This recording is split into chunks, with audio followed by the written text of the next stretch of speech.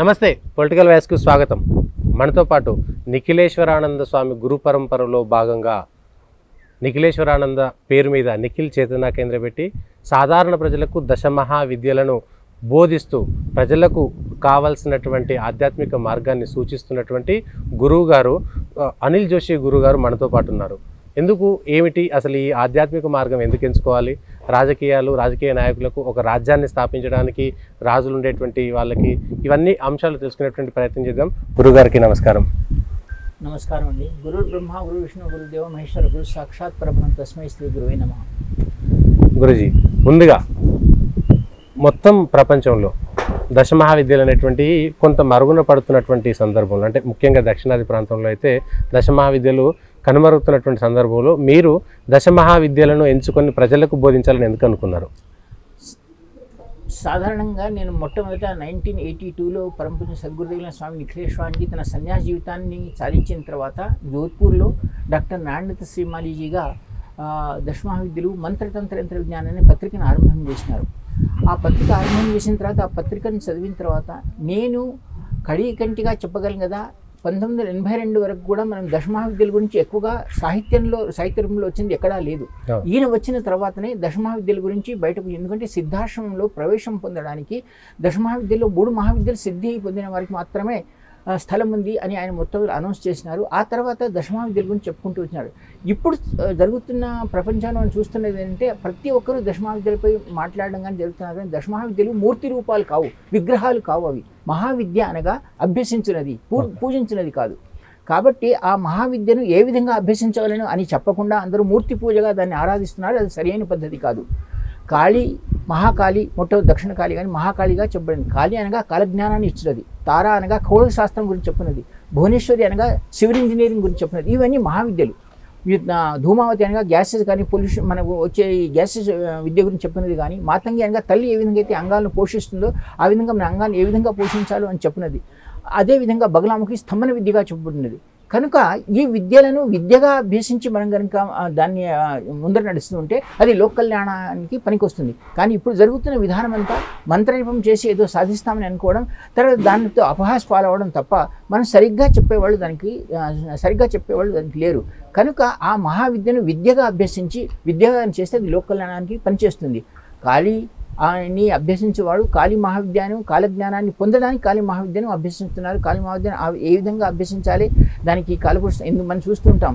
శ్రీకృష్ణుడే కానివ్వండి, రామాయణంలో రాముడే కానివ్వండి, మనం కనుక ఆలోచిస్తే గురూజీ చెప్పేవారు, వశిష్ఠ మహర్షి వారికి మొదలు కాలజ్ఞానం ఉండేది కదా. ఆయన యోగ వాసిష్ఠం రాసినారు. ఎందుకంటే ఆయన తీసిన కాలజ్ఞాన ముహూర్తంలో రాముని ముహూర్తం పట్టాభిషేకం తీసినప్పుడు ఆయనకు వనవాసం అనుభవించాల్సి వచ్చింది. తను గురువుగా కాలజ్ఞానాన్ని బోధించినారా లేదా అన్న ప్రశ్నకు వస్తే శ్రీరామచంద్రుడు ఆ రోజు ముహూర్తంలో కానీ, ఆ ముహూర్తం పట్టాభిషేక ముహూర్తం కానివ్వండి, మీరు ముందుకు వెళ్ళే ముహూర్తం కానివ్వండి, వనవాసానికి వెళ్ళే ముహూర్తం కానివ్వండి, వీటన్నిటి సరిగ్గా చెప్పి ఉంటే సీతమ్మ వారు పోయేవారు కాదు. ఇవన్నీ జరిగి, కానీ ముహూర్తాలు తెలియకుండా ఆ కాలజ్ఞానం లేకుండా వలన ఆ తర్వాత విశ్వామిత్రుడు బ్రహ్మకు వశిష్ఠ మహర్షి అడిగిన తర్వాత వశిష్ఠ సంహిత రాయడం జరిగింది యోగ వాసిష్టం తర్వాత. అంటే అప్పటి వరకు కాలజ్ఞానం గురించి చెప్పేవాళ్ళు అంతగా లేరు. ఆ తర్వాత విశ్వామిత్రుడు కాలజ్ఞానాన్ని గురించి చెప్పడం జరిగింది. ఆ కాలజ్ఞానాన్ని కాళీ మహావిద్యగా చెప్పబడినారు. కానీ దీన్ని సరిగ్గా అర్థం చేసుకునే వాళ్ళు ఎవరు లేరు. కాళీ మహావిద్యను మహావిద్యగా కనుక అభ్యసిస్తే మనం లోక కళ్యాణం చేస్తాం. ఇదే విద్య మనం కృష్ణుడి కాలంలో చూస్తే కృష్ణుడు ప్రతి ఒక్కటి మొదలే జరిగేదేదో దాన్ని ఆలోచించి కురుక్షేత్ర యుద్ధాన్ని జరిపినారు, ఆయన విజయాన్ని పొందినారు. ఎందుకంటే ఆయన కాలజ్ఞానం ఉండేది.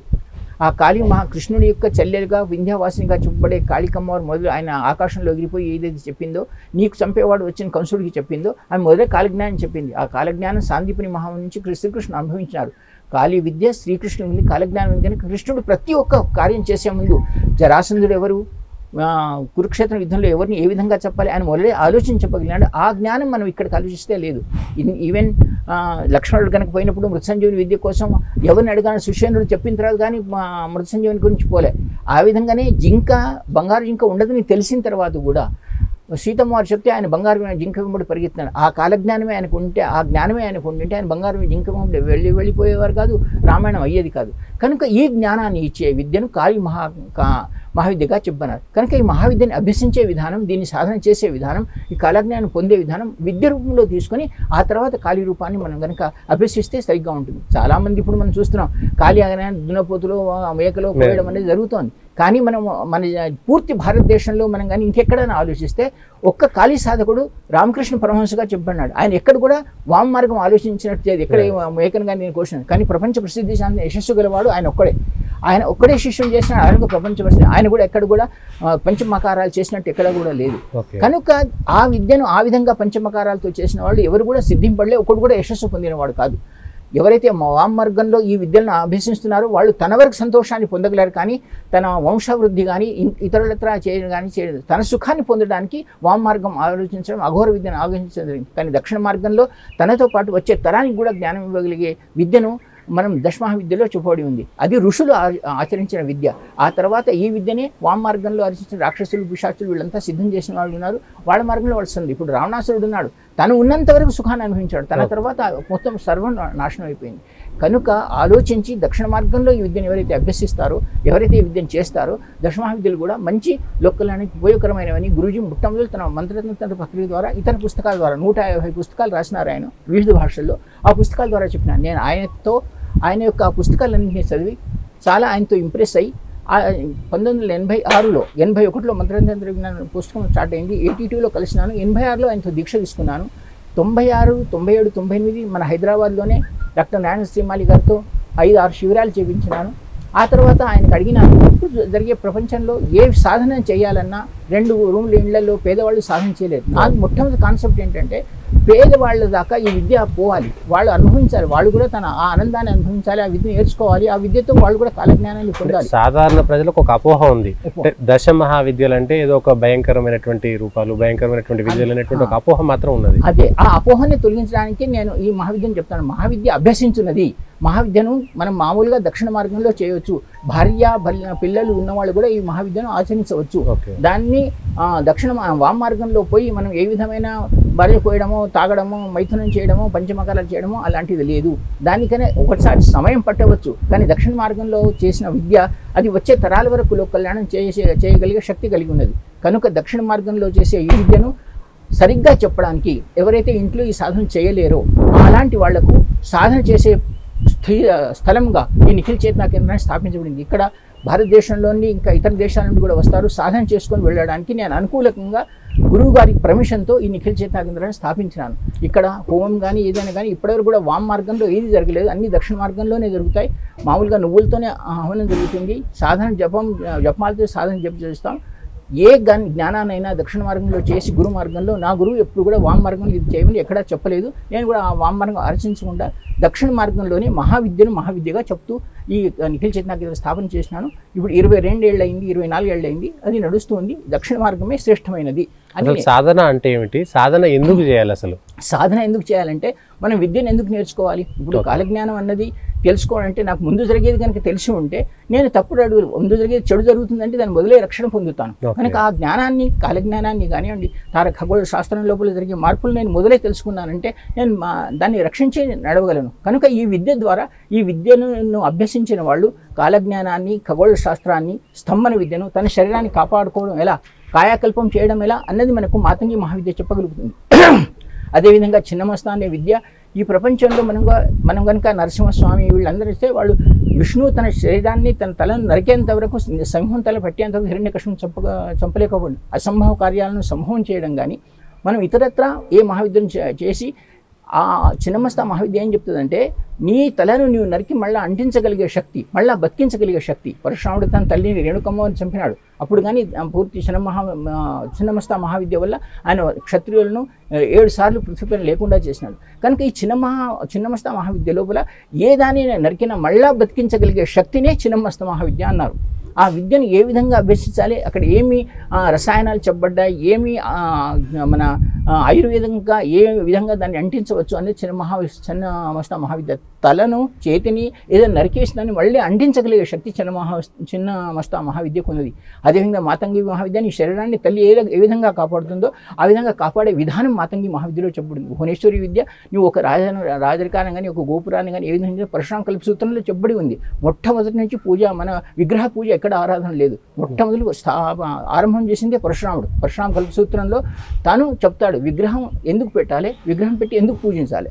విగ్రహం ఎందుకంటే వాళ్ళ జ్ఞాపకార్థం వాళ్ళు ఎలా ఉన్నారో తెలియదు కాబట్టి విగ్రహ పూజను విగ్రహాన్ని మందిరాన్ని ఎలా కట్టాడో పరశురాముడి నుంచి ఆరంభమైన పరశురాముడి కంటే ముందు విగ్రహ పూజ లేదు. ఆ విగ్రహ పూజ ఆరంభమైన తర్వాతనే ఈ దశమహావిద్యలను కూడా ఏ విధంగా ఉంటాయి దాన్ని ధ్యానం చెప్పిన తర్వాత దాని మూర్తులను తయారు చేసి పూజించడం జరిగింది. కానీ పూజ సరైన పద్ధతి కాదు. ప్రతి మహావిద్య ప్రకృతికి సంబంధించినది. ప్రకృతితో ఎట్లయితే వేదాల్లో కూడా ప్రకృతిగా చెప్పబడి ఉందో ప్రతి మహావిద్య ప్రకృతికి సంబంధించింది. దీని జ్ఞానాన్ని మనము ఈ మహావిద్యల ద్వారా ఏ విధంగా ఆచరిస్తే, ఏ చెట్టు కింద దేని కింద మనం ఆచరిస్తే ఆ కాలజ్ఞానాన్ని కానీ ఆ ఖగోళ శాస్త్ర విద్యను కానీ ఆ భువనేశ్వరి విద్యను కానీ త్రిపుర సుందరి అనగా ఈ త్రిపురాలు అనగా మన శరీరంలో అహంకారము ఇవన్నీ ఉన్నాయి. 3 అహంకారాలు. వీటిని ఎలా పోగొట్టగలిగి మనం ఒక శ్రేష్ఠత్వాన్ని పొందగలుగుతామో అది త్రిపుర సుందరి మహావిద్య. త్రిపుర భైరవి అనగా ఈ త్రిపురంలో నీ రక్ష ఏ విధంగా చేసుకోవాలి. కోపం వస్తాయి మనకు, ఎవరినో చంపడానికి పోతాం. ఈ త్రిపుర భైరవి సాధన వల్ల మన శరీరంలోని అవగుణాలను తొలగించే విధానాన్ని త్రిపుర భైరవి సాధన మనకు ఇస్తుంది. కనుక ఈ విధంగా దశమహావిద్యలను సరైన పద్ధతిలో అవగాహన చేసుకొని విద్య ద్వారా దాన్ని కనుక ఆచరించగలిగితే సాధన అనగా సాధించున్నది. ఈ సాధించున్నది అనగా ఏ విధంగా సాధించాలి? సాధనకు మొదటి మెట్టు అసలు సాధనకు మొదటి మెట్టు గురు మంత్రం చెప్పం. గురువుని గనక మనం సరిగ్గా ఇప్పుడు నేను చెప్తున్నాను మీకు, ప్రపంచం నిండా మీరు కనుక పెడితే కాళికమ్మని విగ్రహం ద్వారా పూజించి బలులు ఇవ్వడం అనేది జరుగుతోంది తప్ప చిన్నమస్త ప్రత్యంగిరామ్ అని వీటన్ని చూస్తాం. నా దృష్టిలో ఇవన్నీ కూడా ఏవి వాళ్ళంత మట్టుకు సుఖాన్ని ఇవ్వగలను కానీ ఆ తర్వాత తరాలకు అవి ఉపయోగపడినవి కావు.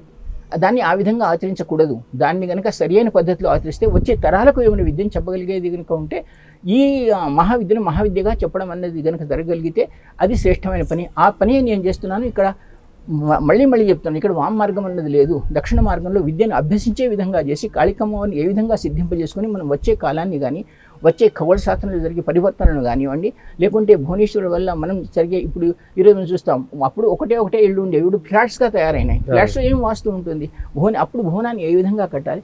మనకు మా అర్థశాస్త్రంలో 32 శ్లోకాలు మాత్రమే వాస్తు గురించి చెప్తాయి. ఇప్పుడు వాస్తు గురించి కిటికీ స్తంభం మార్పు, కిటికీ మార్పు ఇవన్నీ చెప్తున్నాయి, అవి అప్పుడు లేవు. కనుక దీన్ని కనుక తప్పుడు మార్గంలో వీళ్ళు చేస్తున్న ఆచరణ కనుక ఆపగలిగితే విద్యను సరి అయిన పద్ధతిలో ఆచరించిన వాళ్ళం అవుతాం. ఆ విద్యను సరైన పద్ధతిలో ఆచరించడానికి నా గురువుగారు చెప్పిన పద్ధతిలో నేను నడుస్తూ ఆ విద్య యొక్క అవగాహన కలిగిస్తున్నాను ఇక్కడ వచ్చిన వాళ్లకు. నేను ఎవరికి కూడా వామ్ మార్గం చెప్పను. దక్షిణ మార్గంలో అనగా నీకు వచ్చేది తెలియదు. ఇప్పుడు కన్న పిశాచిని విద్య అని చెప్పుకుంటారు, అది పిశాచ్య విద్య. ఆ పిశాచ్య విద్యలో ఏమిటది, ఆమె చెవులో వచ్చి ముందు జరిగేది ఏదో చెప్తుంది అని సాధారణంగా చెప్తుంది. ఇప్పుడు మన సాధారణంగా మనం చెప్పుకునే చనిపోయిన తర్వాత మనుషులు ప్రేతాత్మగా మారుతారు, దుష్టాత్మగా మారుతారు. అట్లే పిశాచాలు కూడా ఉన్నాయి. పిశాచాలు అంటే బ్రహ్మ పిశాచి ఉంది. విద్యను చెప్పిన వాళ్ళు మన శాస్త్రం ప్రకారం ఏంటంటే ఎవరైతే బ్రాహ్మడు తనకు విద్య తెలిసి కూడా ఇతరులు చెప్పకుండా చనిపోతాడో వాడు బ్రహ్మ పిశాచి అవుతాడు అని చెప్పబడింది. అట్లే కర్ణ పిశాచులు ఉన్నాయి. అప్పుడు వాళ్లకు దాని నుంచి ముక్తి పొందాలంటే వాళ్ళు ఎవరికైనా సహాయం చేయాలి. అప్పుడు వాళ్ళను వీళ్ళు ఆవహించి తమ దగ్గర తెచ్చుకొని వాళ్ళతో ఆ విద్యను సరైన పద్ధతిలో కనుక చేయించగలిగితే ఎవరికైనా లాభం చేయగలిగితే ఆ పిశాచాన్ని ప్రేతాత్మకు ముక్తి అని శాస్త్రం చెప్తోంది.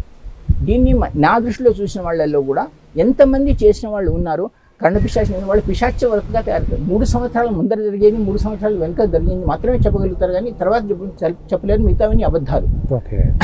కనుక కర్ణ పిశాచిని విద్య కానీ కర్ణ మాతంగి విద్య కానీ వీటన్నింటినీ ఆచరించే విధానం లోపల ఇప్పుడు మనం శాటిలైట్ అని చెప్తున్నాం, మనకు తెలియకుండా మనం అన్ని వింటున్నాం.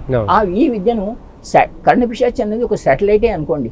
దానిని ఎవరైతే సిద్ధి చేసుకుంటారో అది ప్రపంచంలో జరిగే విధానాన్ని అప్పుడు ఆ విధానాన్ని ఏ విధంగా చేయాలి. ఇప్పుడు మనం కనుక అనుకుంటే ఒక ఆంజనేయ స్వామి ఉన్నాడు, ఆంజనేయ స్వామి ఒకడే, కానీ భారతదేశంలో ఎన్ని ఆంజనేయ స్వామి దేవాలయాలు ఉన్నాయి. మనం బాలాజీ అంటే పెద్దది, ఖైరతాబాద్ ఆంజనేయ స్వామి పెద్దది అని చెప్తారు. అట్లా అంతమంది ఆంజనేయ స్వాములు ఉన్నారా? లేదు. నీ సాధన వల్ల, నీ ఆరాధన వల్ల ఆ ఆంజనేయ స్వామిలో ప్రాణప్రతిష్ఠ జరిగింది. ఆ ఆంజనేయ స్వామి నీవు చేసే మంత్రం వల్ల నీకే ఉపయోగపడతాడు, కానీ ఇతరులు ఉపయోగపడడు సాధన చేసిన వాడికి. అప్పుడు ఆంజనేయ స్వామి విధానాన్ని ఆయన స్థాపించాడు. అట్లే పిశాచ్య విద్య కానివ్వండి, ఇంకా భూత విద్య కానివ్వండి, ఇది కానీ నీవు మంత్రం చేస్తుంటే దాంతో ఆ యొక్క శక్తిని సృష్టించబడుతుంది. ఆ శక్తి నీకు మాత్రమే మంత్రం చేసినప్పుడు నీకు సహాయపడుతుంది. నిజంగా సాధ్యం అంటారా? అట్లా సాధ్యం చేసిన వాళ్ళు ఉన్నారండి, నేను ఉన్నాను. ఎవరికైనా వచ్చినప్పుడు చూడగానే చెప్తాను వాళ్ళకి, మీరు ఇది కావాలి ఇది లేదని చెప్తాను. వాళ్ళు అవును అని ఒప్పుకుంటారు కదా. మరి నాకు నేను వాళ్ళని చూడలేదు అన్నాడు, వాళ్ళ వాస్తువును కూడా చెప్పగలుగుతాను. ఆ విద్య మా గురువు గారు కాలపురుష సాధన అని చెప్పినారు. కాలపురుషుడు అనగా మహాకాలుడు యొక్క పురుషుడు. అతని ఆ విద్యను కనుక మనం చేస్తే ముందర జరిగేది కానీ వచ్చిన వాళ్ళు ఏం దోషం ఉంది కానీ అది చెప్పగలడు. మా గురువుగారికి కూడా ఆ విద్య ఉండింది. మా గురువుగారు ఆ విద్యను తన పుస్తకం ద్వారా చెప్పినారు.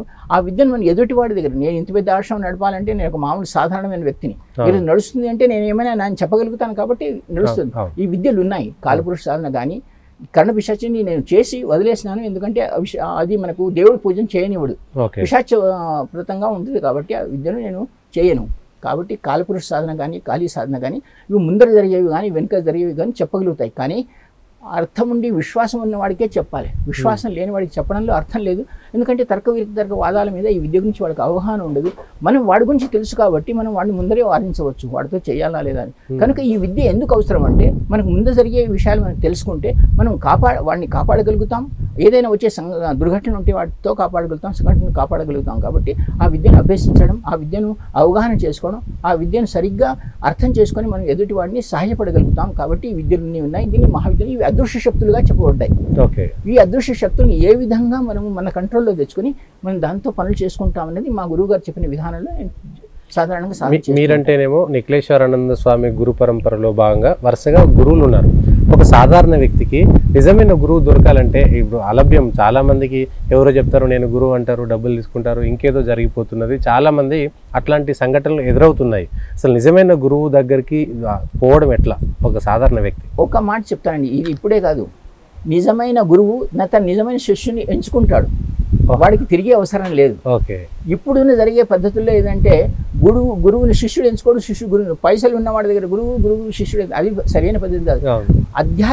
ఆధ్యాత్మికతలో మనం ఆలోచిస్తాం. నరేంద్రనాథ్ అయితే వివేకానందుగా చెప్పబడతాము. రామకృష్ణ పరమహంస దగ్గర చాలా మంది శిష్యులు వచ్చినా కానీ అప్పుడు నరేంద్రనాథ్ ఆయన ఎంతో పేదవాడు, LLB చదువుకున్నవాడు, తన ఇంట్లో తన చెల్లెలు పెళ్లి కాలేదు, తన తల్లి క్యాన్సర్ ఉంది, ఇవన్నీ చెప్పుకుంటూ వచ్చినాడు ఆయన దగ్గర.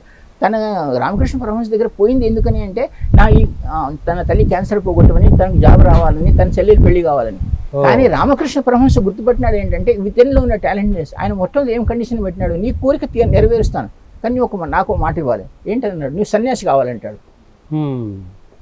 ఆ సన్యాసం తీసుకున్న తర్వాత మీరు కనుక ఆయన చరిత్ర చదివితే వాళ్ళ చెల్లెలు పెళ్లి అయింది, వాళ్ళకు ఐశ్వర్యం కలిగి వచ్చింది, తర్వాత ఈయనతో ఆయన లోక కళ్యాణం చేయించాడు. కనుక గురువు తన శిష్యుని ఎంచుకుంటాడు.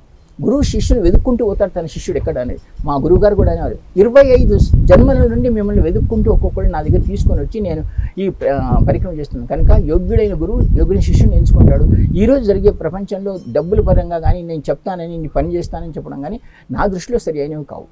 నేను ఇప్పుడు హైదరాబాద్లో ఉన్నానండి, మా గురుగారు జోధ్పూర్లో ఉండేది, నాకు ఆయనకి ఏమీ కనెక్షన్ లేదు. మా పరంపర శంకరాచార్య పరంపర, మా ఇంటి పరంపర, వాళ్ళు వచ్చేవాడు. కానీ నన్ను ఇక్కడ నుండి అక్కడ లాగినప్పుడు ఆయన ఏమన్నాడంటే, జోషి నీకు తెలీదు, మీరు కనుక గురు పూర్ణిమ క్యాసెట్ ఉంటే 18 జన్మల నుంచి నేను జోషితో కలిసి ఉన్నాను. ఆయనకు 18 మహావిద్యల్లో మహాలక్ష్మి అష్టోత్తర మహాలక్ష్మి వాడిని సిద్ధింపజేసినాను. వాడు ఈరోజు అడిగినాను, స్వయంగా గురుజీ తన నోటితో అన్నారు. అంటే దీనిలో అనడంలో ఏంటంటే ఆ గురువు తన శిష్యుడు ఎక్కడున్నాడో ఎంచుకొని పని చేసుకుంటాడు. కనుక ఈ గురు శిష్య పరంపర అనేది ఇప్పుడు జరిగే పరంపర డబ్బుల పరంపర కాదండి. యోగ్యుడైన గురువు తన శిష్యుని ఒక్క దృష్టిలో, ఇప్పుడు యోగానంద కథ ఆత్మకథ మీరు చదువుకుంటారు, దాంట్లో కూడా ఆయన అన్నాడు, నేను చాలా మంది గురువులు కలిసాను కానీ ఒక్క మూల మీద వెళుతూ ఒకటి నా కళ్ళలో చూసినాడు, నేను ఆయన కళ్ళలో చూసినాడు, తర్వాత నేను ఆయన వెంబడిపోయినా అన్నాడు. ఇదేంటి, అది పూర్వజన్మ కనెక్షన్. కనుక యోగ్యుడైన గురువులు యోగ్యుని శిష్యుని ఎంచుకుంటారు. వాళ్ళిద్దరు కలిసే ప్రక్రియ ఉంటుంది. అది కలిసిన తర్వాత వాళ్ళు విడిపోరు. అది గురు శిష్య పరంపర. ఈరోజు డబ్బులతో అయ్యేది. ప్రతి ఒక్క శిష్యుడు 10 మంది గురువులను కలుస్తున్నారు, 10 మంది దగ్గర వెళుతున్నారు. అది పద్ధతి కాదు. ఒకసారి నేను నా గురువుగా భావించిన తర్వాత నేను ఎక్కడికి వెళ్ళాను, నా ఆశ్రమంలో నేను ఆయన చెప్పిన సాధన చేసుకుంటూ ఉంటాను తప్ప నేను ఎక్కడికి వెళ్ళను. ఏది ప్రపంచం తిరిగిపడ్డా, ప్రపంచం పోయిపడ్డా కానీ ఆ నిష్ఠ అది ఉండేదే సరైన విద్యలను కానీ, సరైన అవగాహన కానీ, సరైన సిద్ధులను కానీ ప్రసాదిస్తుందని నేను నమ్మకం.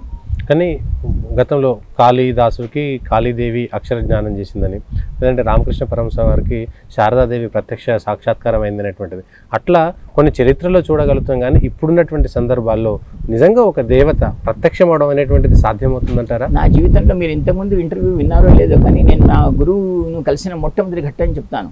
నేను నా గురువు గారి దగ్గర జోధ్పూర్ వెళ్ళినాను. జోధ్పూర్ వెళ్ళిన తర్వాత మామూలుగా కూర్చొని మాట్లాడేటప్పుడు నేను ఆయన పుస్తకం చదివినప్పటికీ తాంత్రిక సిద్ధి అనే పుస్తకం చదివినాను. దాంట్లో గురువుగారు రాసినవి ఏంటంటే బగలాముఖిని ప్రత్యక్షం చేసుకోవచ్చు, ప్రత్యక్షంగా మాట్లాడుతుంది, తారా ప్రత్యక్షంగా మాట్లాడుతుంది, ఈ దేవతలని. నేను అప్పటికి మా ఊళ్ళో బోధాన్ని ఊళ్ళో చిన్న గణపతి గుడి కట్టి పూజ చేసుకుంటూ నేను గవర్నమెంట్ జాబ్ చేసేవాడిని.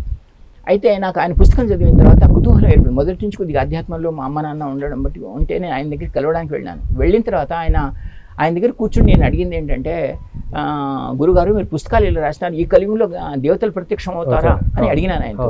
అంటే ఆయన నాకు అడిగిన ప్రశ్న ఏంటంటే, ఏ యుగంలోనే ఇదే సూర్యుడు, ఇదే చంద్రుడు, ఇదే నక్షత్రాలు, ఇవే చెట్లు, ఇవే నది, ఇదే సముద్రం ఉందా? అవి మారింది, ప్రకృతి మారింది, నువ్వు మారిన తప్ప అవి ఎక్కడ మారినాయి చెప్పు అన్నాడు. ఆయన అడిగిన ప్రశ్న నాకు జవాబు చెప్పింది, నువ్వు ఏ యుగంలో తీసుకున్నా అదే సూర్యుడు ఉన్నాడు, అదే నక్షత్రాలు ఉన్నాయి, అదే చంద్రుడు ఉన్నాడు, ఈ ప్రకృతి అవే చెట్లు ఉన్నాయి, ఇదే నది ఉంది, ఇదే సముద్రం ఉంది, అవి మారినాయా? మారింది నీవు అన్నాడు. కనుక నీవు ప్రకృతితో తాదాత్మ్యం ఏర్పడితే ఇప్పటికి కూడా దేవుడు ప్రత్యక్షం అవుతాడు అన్నాడు ఆయన చెప్పిన జవాబు. అప్పుడు నువ్వు ఎందుకు వచ్చినావు అంటే పుస్తకం చదివి వచ్చి వచ్చినాను. నాకు దేవతా ప్రత్యక్షం కలుగజేస్తారా అని డైరెక్ట్గా ప్రశ్న అడిగిన ఆయన నన్ను.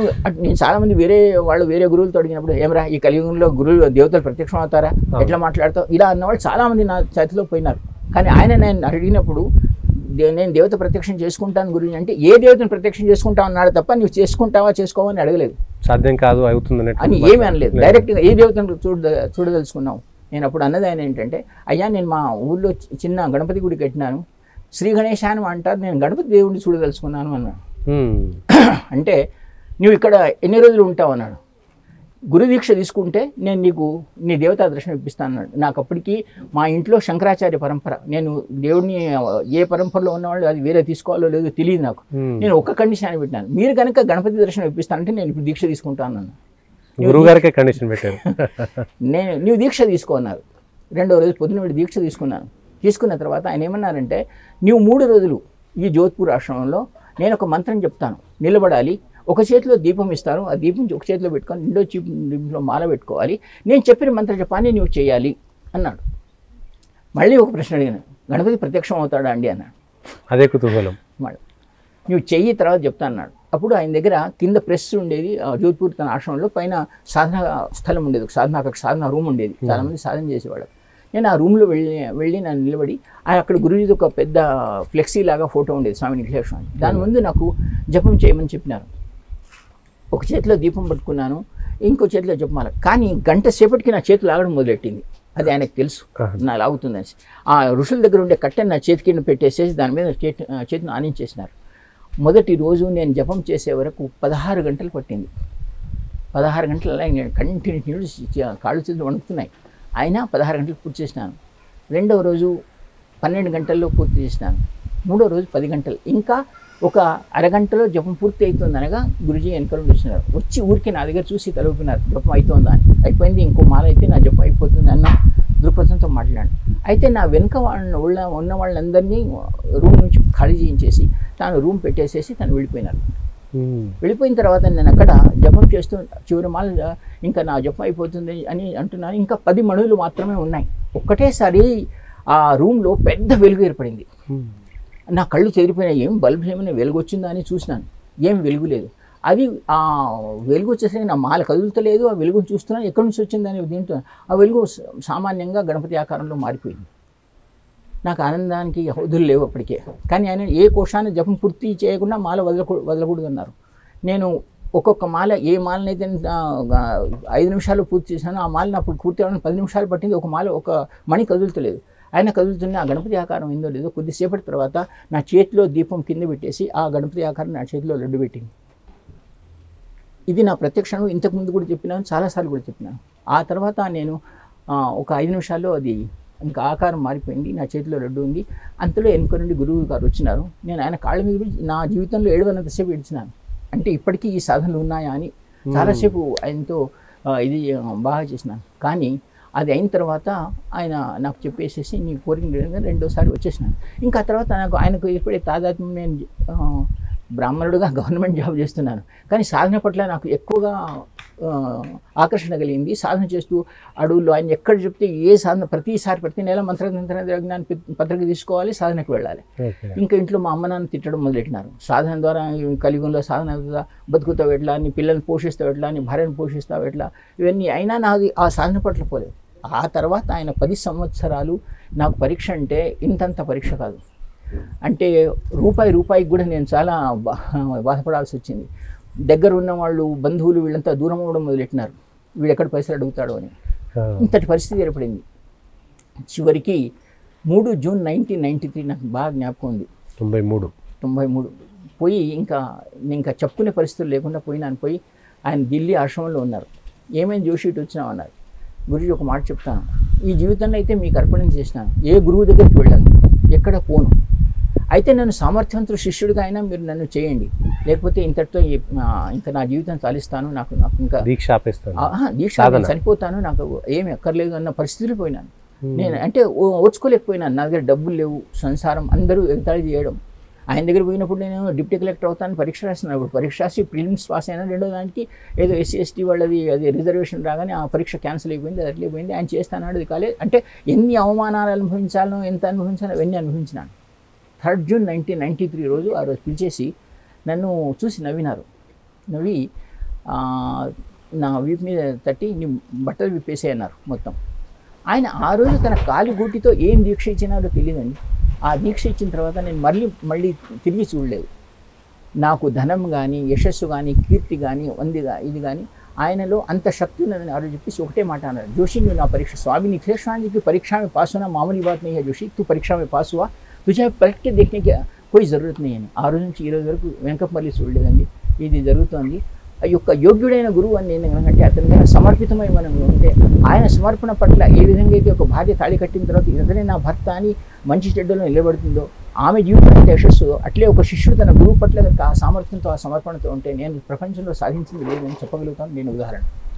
మంత్రము, యంత్రము, తంత్రము 3 సాధనాలు ఉన్నాయి. మూడిట్లలో ఏది మేలు? మంత్రం, తంత్రం 3 సాధనలు కాదండి. ఒకటే మాట చెప్తాను మీకు. ఓకే. ఆనందాన్ని అనుభవించడానికి ఈ రోజు రేపు మనం ఒక పాట వినాలనుకున్నారు, ముందర ఆడియో టీవీ ఉంది, రిమోట్ ఉంది, నాకు పాట వినాలని ఉంది కానీ టీవీ నడపడానికి రాదనుకోండి, అది యంత్రం. ఓకే. నాకు వినాలనేది నా కోరిక, నా మనసులోని మాట, అది మంత్రం. తంత్రం అన్నది నేను రిమోట్ వేసి ఆ ఛానల్ని తీసినానంటే ఆ పాట వస్తే నేను కనుక యంత్రము, మంత్రం అనేది మనసు అనేది మన్నాత్రాయంతి మంత్ర, మనస్సును మనం ధ్యాస పెట్టడం, ఏం తెలుసుకున్నామో అది, దాన్ని సాధించడానికి ఉపయోగించే దాన్ని యంత్రం అన్నారు. ఆ యంత్రం మీద కనుక నువ్వు ఆ మంత్రాన్ని ఉపయోగించి దానికి కావాల్సిన వస్తువులు ఇస్తే, ఈ 3 కలిస్తేనే కానీ ఒక దాన్ని సాధించలేరు.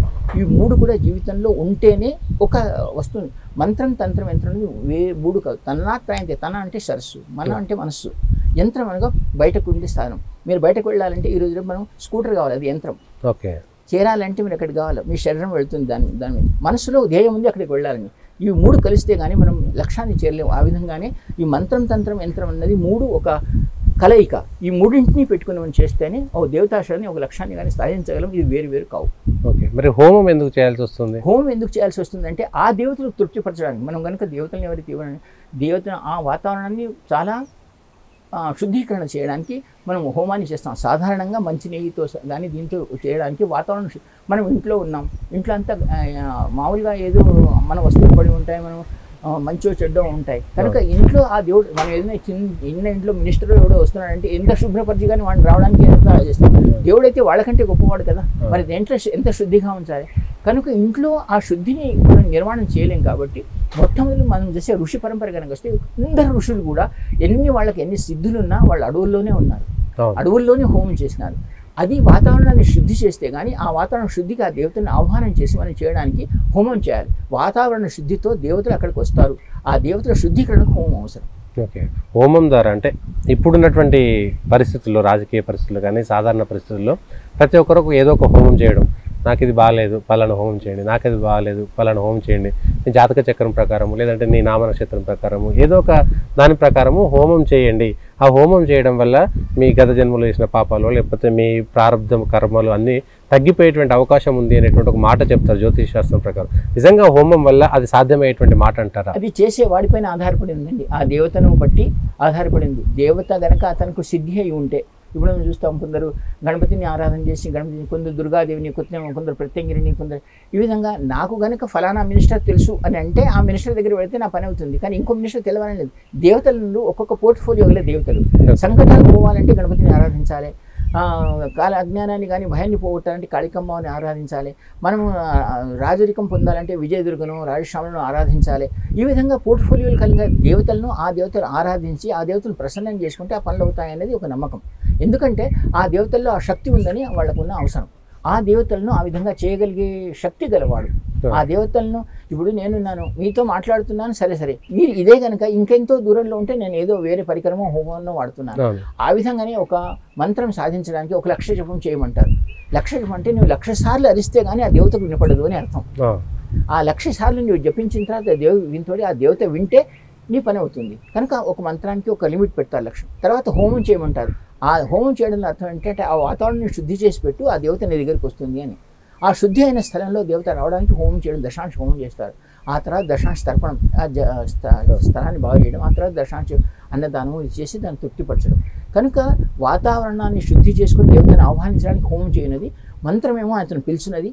ఆ తర్వాత చేసే క్రియ దేవత వచ్చిన తర్వాత దాన్ని స్వాగతం పలికి దాంతో మన కోరికను నెరవేర్చడం చేసే ఈ ప్రక్రియ. హోమం, మంత్రం, తద్దశాంశ హవనం, తద్దశాంశ తర్పణం, తద్దశాంశ భోజనం, తద్దశాంశ అన్నదానం. ఇది ఒక ఆ దేవతను తృప్తిపరిచే విధానం. ఈ విధంగా చేసిన వాడు దేవత తృప్తి పడితే మీ కోరిక నెరవేరుతుంది. మధ్యలో ఏది వదిలేసినా కూడా మధ్యలో సగంలో ఆగిపోతుంది. పూర్తి అయినట్టు లెక్క లేదు. ఇప్పుడు ఉన్నటువంటి దాంట్లో ఎక్కువ మంది ఈ మధ్యన చూస్తున్నట్లు రాజకీయ నాయకుల్లో రాజశ్యామల లేదంటే వాళ్ళకు నచ్చినటువంటి అనేకమైనటువంటి పెద్ద పెద్ద హోమాలు చేస్తున్నారు. లేదు నేను ఎన్నికల్లో నిల్చున్నా, నేను గెలవడం కోసం నాకెవరో పంతులు చెప్పారు, నేను ఒక హోమం చేస్తాను. నా పైన నిల్చున్నటువంటి వ్యక్తి కూడా ఇంకొక హోమం చేస్తాడు తను గెలవడానికి. ఒక ముగ్గురు పోటీ పడితే ముగ్గురు అంతే భక్తితోటి, అంతే శ్రద్ధతోటి, అంతే బలంగా ముగ్గురు హోమాలు చేస్తారు, దేవతలకు పూజలు చేస్తారు, కానీ ఒక్కరే గెలుస్తారు. అది ఎట్లా సాధ్యం అంటారు? మరి దానిలో అర్థమయ్యేది ఏంటంటే ఇప్పుడు ఎంతమంది నిలబడి ఉన్నా సరే ఆ యోగ్యుడైన గురువు చేసే పలకం అతని మీద ఆధారపడింది. యోగ్యుడైన గురువు కనుక దేవతను ఎంత తృప్తిపరిస్తే అతన్ని ఆ విధంగా చేయగలడు. ఇప్పుడు మనం చాలా మందిని చూస్తాం, ఈసారి ఓడిపోయిన వాడు రెండోసారి గెలుస్తాడు, వాడికి ఆ ఫలితం రెండోసారి దొరుకుతుంది, మూడోసారి దొరుకుతుండొచ్చు. కానీ ఆ చేసిన వాడు యోగ్యుడైన గురువే యోగ్యుడైన దేవతను చేస్తే అతను తప్పకుండా ఆ ఫలితాన్ని అనుభవిస్తాడు. కొద్దిగా ముందరో కొద్దిగా తర్వాత కానీ ఒకటేసారి అనుభవించాలని తెలియదు కదా, ఈసారి కావాలని కాదు కదా, వాడు తప్పకుండా అనుభవిస్తాడండి.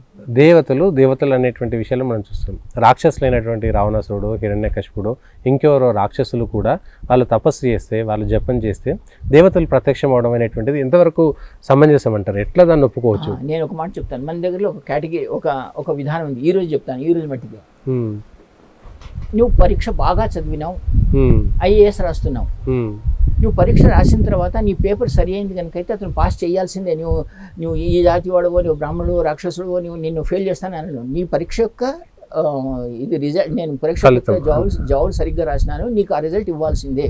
అట్లే సాధన కనుక కరెక్ట్ చేసినవాడు రాక్షసుడు, మా బ్రాహ్మణుడు, వాడు చూడు, నువ్వు రాక్షసుడు అయినా ఎవరైనా కనుక సాధన కరెక్ట్ చేస్తే నీకు ఆ ఫలితాన్ని బ్రహ్మదేవుడే, శివుడే. ఇప్పుడు భస్మాసురుడిని చూస్తాం, భస్మాసురుడు శివుడే ఇచ్చినాడు, ఆయనే తల మీద పెట్టుకున్నాడు. శివుడికి తెలియదు ఆయన, కానీ ఆయన తపస్సు చేసింది అలాంటిది. నేను తలకోసి పెడతాను, రావణాసురుడు తన తలను కోసి ఆహుతి చేసినాడు, అతను శివుడు ప్రత్యక్షం. ఆ తర్వాత ఆ రావణాసురుడే పార్వతిని నాకు భార్యగా కావాలని తీసుకొని పోతాను అన్నాడు. శివుడికి తెలియదా? ఇక్కడ ఏంటిదంటే తపస్సు చేసిన దానికి ఫలితాన్ని ఇవ్వడం దేవత యొక్క ధర్మం. వాడు రాక్షసుడా, బ్రాహ్మణుడా, వాడు కనుక అది ఇచ్చిన తర్వాత జరిగే పరిణామాలని అతను చూసుకుంటాడు. ఓకే, ఏ రాక్షసుడికైనా సరే ఇవ్వాల్సింది.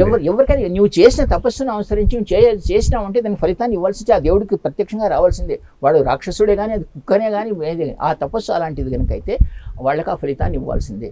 అది మార్గం. కానీ అదే తపస్సుకు ఫలితం ఇచ్చినటువంటి దేవుడు మళ్ళీ మిగిలిన ఎవరైతే మంచి వాళ్ళు ఉంటారో వాళ్ళకు కూడా కష్టాలు ఇస్తుంటారు కదా. వాళ్ళు తపస్సు చేస్తే వాళ్ళకు కూడా దొరుకుతాయి కదండి, ఎందుకు దొరకవు? వాళ్ళు తపస్సు చేయకుండా ఉన్నారు కాబట్టి వాళ్ళు దొరకలేదు. వీళ్ళు ఇప్పుడు రాక్షసుడు కష్టపెట్టేది రామచంద్రుడు కానీ సీత కానీ ఎత్తుకుపోవడం అనేది జరిగింది ఏంటిదంటే, ఆయన తన తపశక్తితో నేను సాధించినా, నేను దేనైనా సాధించగలను. రావణుడు 1,00,000 సంవత్సరాలు బతికినాడు, శ్రీరామచంద్రుడు 10,000 సంవత్సరాలు బతికినాడు. మంచితనం చెడుతనానికి అర్థం ఆయన తపశక్తి ఆ విధంగా చేసినాడు. సీతని ఎత్తుకుపోయి ఒక చిన్న మాటను మనం ఆలోచిస్తే, ఆ సీతని ఎత్తుకొని పోయడానికి వచ్చిన రావణాసురుడు 3 గీతలు గీంచిన లక్ష్మణుని రేఖను దాటలేకపోయినాడు. అంత తపస్సంపన్నుడు. ఎందుకు దాటలేకపోయినాడు? ఆ 3 గీతల్లో ఏముంది అంటే అది సాధనా తపస్సు లక్ష్మణుడి దగ్గర ఉంది. కనుక సాధనా తపస్సు నీ దగ్గర ఉంటే సీతను కూడా ముట్టుకోలేకపోయినాడు. ఆయన పృథ్వీతో సహా సీతను లేపినాడు కానీ సీతను ముట్టుకోలేకపోయినాడు. ఎందుకంటే ఆయన ఏమో శాపం ఉంది. కనుక వాళ్ళు సిద్ధులే, వీళ్ళు సిద్ధులే. సాధన చేసిన ప్రతి వాళ్ళకి సిద్ధి ఉంది. వాళ్లకు ఏ విధంగా కష్టపెట్టాలని సాధన చేసిన వాడు ఎవడైనా సరే వాడికి తపస్సా ఫలితం తప్పకుండా దొరుకుతుంది. చివరిగా అంటే ఇప్పుడున్నటువంటి సాధారణ ప్రజలు ఎవరైనా ఉంటారు, ఇట్లాంటి ఆశ్రమాలకు రాలేరు, లేదా ఇంకో పంతులు దగ్గరకు గుడి దగ్గరకు ఎక్కడికి పోలేరు, ఏదో చిన్న పశువుల కాపరిగా ఉంటాడు, లేదంటే చిన్న వ్యవసాయం చేసుకునేటువంటి రైతులు ఉంటారు, ఇట్లా అన్ని కేటగిరీలు ఉంటారు. చిన్న ఉద్యోగం చేస్తాడు ఉరుకుల పరుగుల జీవితంలో. వాళ్ళు నిత్యం ఎవరైనా సరే వాళ్ళ జాతకంతో సంబంధం లేకుండా, ఎవరితో సంబంధం లేకుండా, ప్రతినిత్యము వాళ్ళ ఏ కర్మ ప్రారంభంతో సంబంధం లేకుండా నిత్యము చేయగలిగేటువంటి ఏదైనా ఒక సాధన కానీ, ఏదైనా ఒక పూజ కానీ ఎట్లా చెప్పగలుగుతాం? ప్రతి ఒక్కరికి సంబంధించింది. వాడు మనస్సుతో, ఎందుకంటే దేవుడు పుట్టినప్పుడే వాడు మనస్సులో ఇస్తాడు. ఇప్పుడు మనము ఒకసారి కనుక ముహూర్త జ్యోతిష్యం చూస్తే, ఒక కుక్క రోడ్డు పైన పడి చనిపోతుంది, ఇంకో కుక్క ఏసీలో పెరుగుతూ ఉంటుంది. అది కుక్కనే, ఇది కుక్కనే. అది ముహూర్తంతో సంబంధించిన దాని పూర్వజన్మ, అది సాధన, అది ఏంటిదా? అదేమో ఏసీలో పెరిగి ఆ కుక్క వాల్యూ లక్షల రూపాయలు, ఈ కుక్క రోడ్డు మీద పడి ఉండి చనిపోతే దీనికి వాల్యూ లేదు. ఆ విధంగానే ముహూర్తంలో పట్టిన ప్రతి ఒక్కడికి ఒక విధానం ఉంటుంది. వాడి మనసు వాడికి చెప్తుంది. కొందరంటారు నేను భూమిని నమ్మి రైతుని చేస్తున్నాను, నాకు దీంతో వచ్చిన ఫలితాన్ని నేను అనుభవిస్తానంటారు.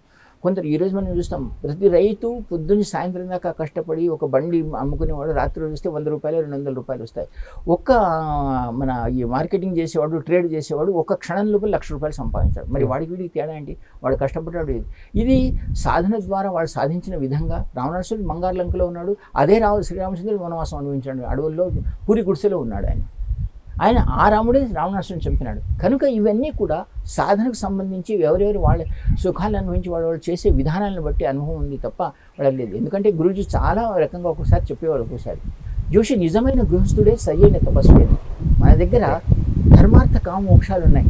ప్రతి వేదం చెప్తుంది. మొదలు ధర్మం ఆచరించాలి, ఆ తర్వాత కామం, పెళ్లి చేసుకోవాలి, పిల్లల్ని పుట్టించాలి, ధర్మం అర్థం చేసిన తర్వాత, కామం చేసిన తర్వాత నువ్వు మోక్షపదానికి పొమ్మని. ఎవరైతే డైరెక్ట్గా సన్యాసులైపోయిన వాళ్ళు ఉన్నారో, జోషి ఇంకో మోక్ష నహి హే అన్నాడు. ఇప్పుడు ఆంజనేయ స్వామి చిరంజీవి, ఆయన బతుకుండాలితో ఆయనకు మోక్షం లేదు. ఆ విధంగా ధర్మార్థ కామోక్షాన్ని మన వేదం చెప్తోంది. ఆ వేదాన్ని సరిగ్గా అర్థం చేసుకొని చేయగలిగితే గృహస్థుడే అందరికంటే శ్రేష్ఠుడైన వాడు. నిజమైన తపస్వి అతడే. సరైన గృహస్థ రూపాన్ని కనుక చేస్తే అతనే. ఒకసారి చిన్న ఉదాహరణ ఇస్తాను మీకు. నారదుడు విష్ణుమూర్తి దగ్గర పోయినాడు. విష్ణుమూర్తి దగ్గర పోయి అడిగినాడు ఏంటంటే, అయ్యా ఇంత నారాయణ అని నేను నీకు రోజు నీ జపం చేస్తున్నాను, ఇంత గొప్పవాడిని, నాకంటే ప్రపంచంలో గొప్పవాడు ఎవడు లేడు కదా అన్నాడు.